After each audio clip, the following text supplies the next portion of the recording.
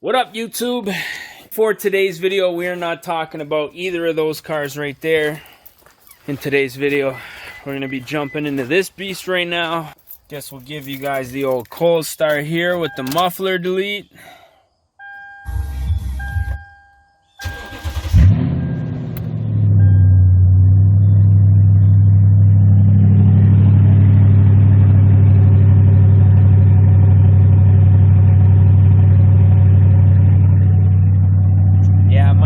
Absolutely hate me right now, man. Honestly, with the VQs, it's a little bit of a different sound. It's more of a high pitch, but with this V8, oh man, she just rocks all the houses around here, man. But I think we're gonna set you guys up on the windshield here, and what we're gonna be doing is just going for a little bit of a cruise, and we're gonna talk about a few things that I personally don't really like about my 2010 Toyota Tundra. Now, in all honesty, it did take me quite a while to come up with this list.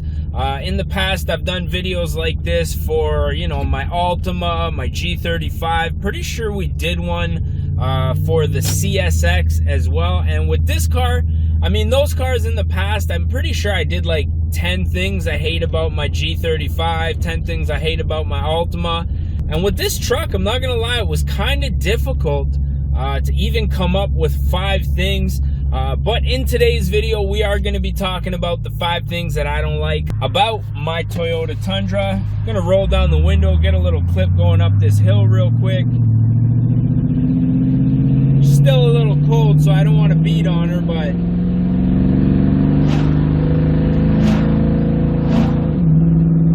come on. But like to hear that V8 sing, man. So yeah, we're gonna talk about the things that I don't really like about this Tundra. Now, it's a great truck. I've had it for almost 2 months now, and there are a few things that I wouldn't say I hate, but I strongly dislike. And the first thing has got to be the cheap plastic armrests and center console. Like this armrest right here, there's like no like sponge or anything, no cushion. It's all, even the door is just plastic. The center console, there's not a single piece of padding on this thing. And when you're driving long distances, you know, this is where your arms are resting, and hitting little bumps and stuff like that gets annoying. Or if your arm's just over top of where the armrest is, and then you hit a bump, and then that, you know, the plastic comes digging right into your elbow. You know, I really ultimately bought this truck because it is the most reliable truck for the money that I could find. Everything else, you know, the cheap plastics included, something that I'm willing to deal with. Now, number 2 is probably something that, you know, I'm dealing with specifically because this is like a base model truck, you know, 2-wheel drive. It doesn't really have any of the fancy stuff in it.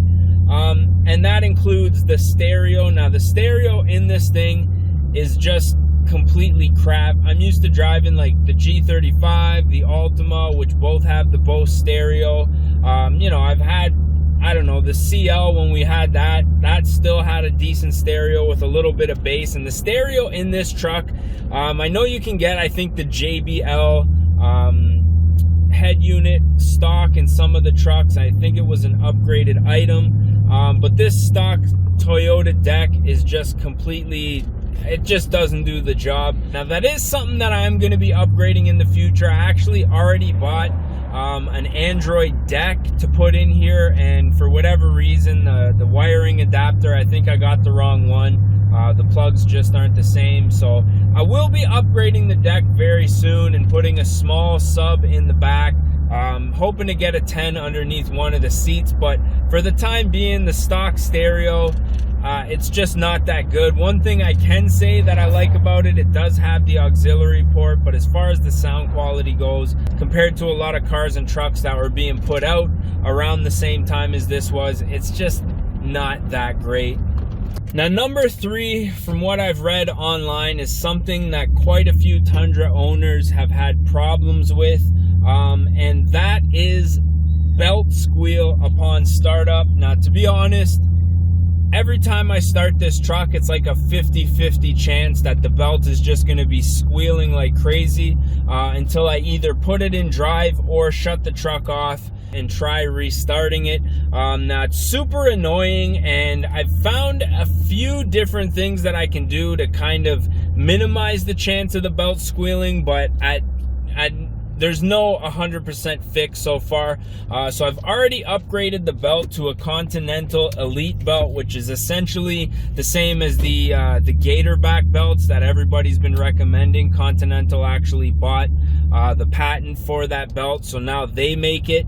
That worked for about a week, and then it just started doing it again. I've found that if I keep the air conditioning off, for whatever reason, there's less load on whatever pulley is squealing.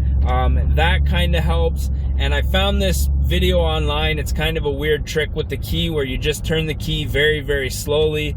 Supposedly it gives it time to send the signal to the alternator to run at a different current or something. Sometimes that works, but like I say, I could be doing all of those things and start up the truck and it just squeals like crazy. And in all honesty, it only seems to happen when there's people around. Whether it's I'm out, people that I know, I'm jumping in the truck, they're all standing around at work, people outside getting in their cars and stuff. For whatever reason, it only seems to squeal when there's people around. So that's just my luck, I guess. But yeah, that's one thing I'm kind of having issues with. I even tried the belt dressing. A lot of people suggested that too, but yeah, we're still kind of trying to figure that out. I think it might be one of the pulleys, maybe the alternator or the tensioner, but when we cross that bridge, I'll probably make a video of it. Now, the fourth thing about, get some water up in here.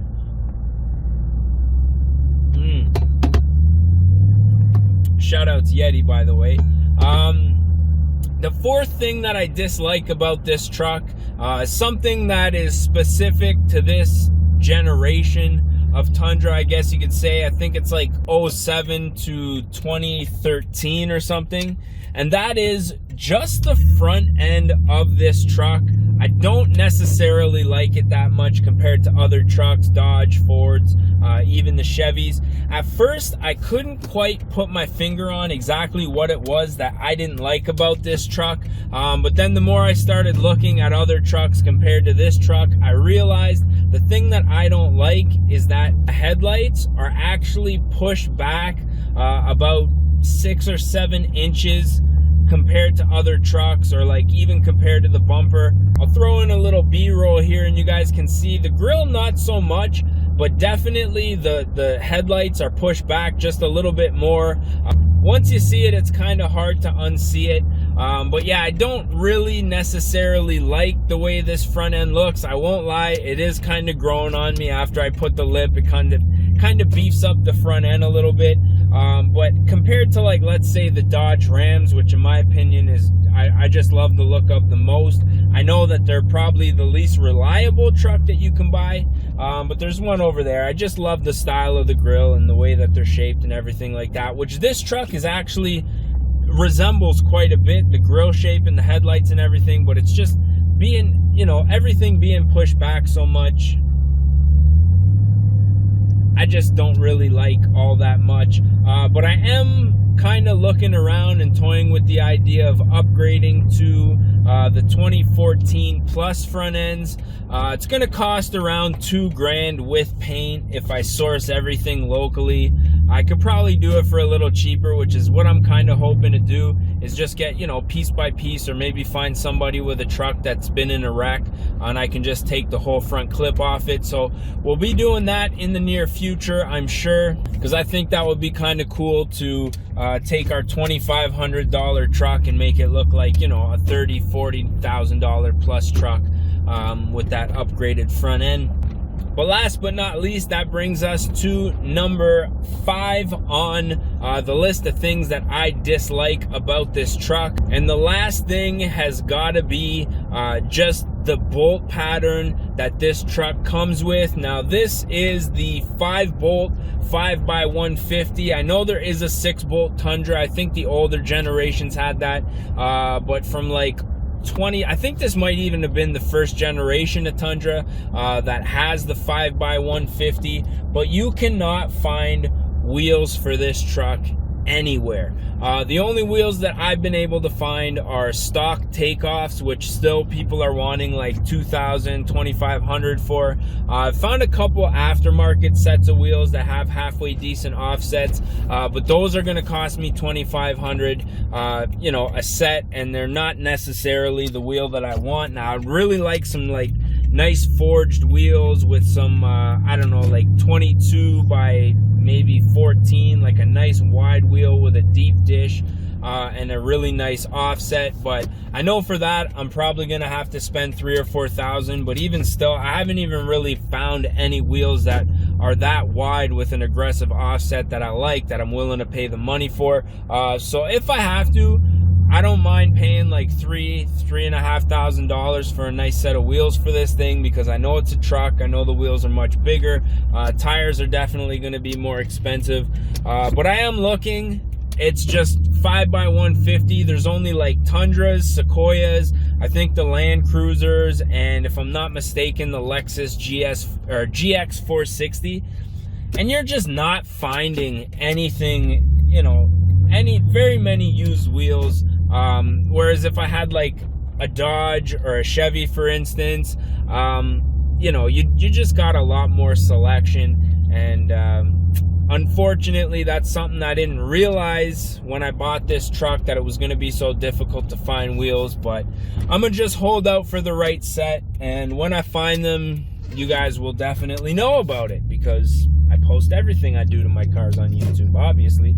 Oh, we got a nice older gen Tundra right here. I'm gonna pan the camera around if you guys can see that. He's got some decent wheels on there. The tires look nice. The wheels aren't really my style, but I do like the offset on those. But yeah, that's pretty much the 5 things that I dislike about this truck. It was tough to come up with that list, and a lot of things are kind of petty, like, you know, the radio and the wheel like lug pattern. Like, that's something that, you know, is really minuscule compared to the reliability and just the overall styling of this truck. I'm a big fan of, like, honestly, I really didn't pay like the Tundras any kind of second thought until I got one. And even still, when I first got it, I wasn't really big on the way that it looked. But now that I've had it for a few months and I have a few plans, and I've seen, you know, I've joined a couple Tundra groups on Facebook, you know, I'm really starting to like the truck and what it is. And now that we got rid of that muffler, it actually sounds really nice, man. I really do like the way that this truck sounds. I know the 5.7 is a much more powerful engine. It's much beefier. But I mean, for what this little 4.6 is, it gets great gas mileage. And I think that it sounds freaking amazing, man. So with that being said, I am your boy D Nolly, aka Don Squally. I hope you guys enjoyed this one. If you guys are new to the channel, don't forget to smash that like button, click the subscribe button. And that's pretty much it, man. So as always, I just want to say thank you guys for watching. We're gonna catch y'all mofos in the next one, man.